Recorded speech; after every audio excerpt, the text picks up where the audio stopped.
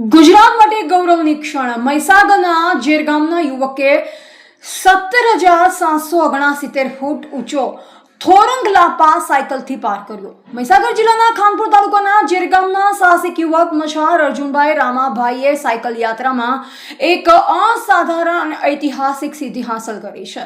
સતત 106 દિવસની કઠિન સાયકલ સવારી બાદ તેમણે નેપાળના અન્નપૂર્ણા હિમાલય ક્ષેત્રમાં આવેલ અને દરિયાઈ સપાટીથી 17,769 ફૂટ 5,416 મીટરની ઊંચાઈ ધરાવતો વિશ્વવિખ્યાત થોરંગ લાપા સાયકલ દ્વારા સફળતાપૂર્વક પાર કર્યો છે। આ સાથે સાયકલે હિમાલયની આટલી ભૌગોલિક ઊંચાઈ સુધી પહોંચનાર તેઓ ગુજરાતના પ્રથમ યુવક બન્યા છે।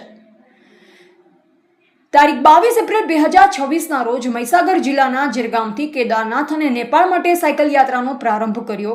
8 મે 2026 સુધીમાં ઉત્તરાખંડના પવિત્ર ધામો કેદારનાથ, તુંગનાથ અને બદ્રીનાથના દર્શન પૂર્ણ કર્યા। 19 મે 2026ના રોજ નેપાળ બોર્ડર પર પ્રવેશ કર્યો। કઠિન હવામાન, ચઢાણ અને વિષમ પરિસ્થિતિઓ વચ્ચે સતત 106 દિવસની યાત્રા બાદ અન્નપૂર્ણા રીજનના 17,769 ફૂટ ઊંચા થોરંગ લા પાસ પર વિજય પતાકા લહેરાવી। મહીસાગરના નાના એવા જેરગામથી શરૂ થયેલી આ સાહસ યાત્રા આજે સમગ્ર ગુજરાત માટે પ્રેરણારૂપ બની છે। અર્જુનભાઈ મછારની અદ્ભુત સિદ્ધિ તેમની અથાગ મહેનત અને મનોબળનું ઉદાહરણ છે। એવા વિપુલ પ્રજાપતિ, ફતેપુરા, દાહોદ।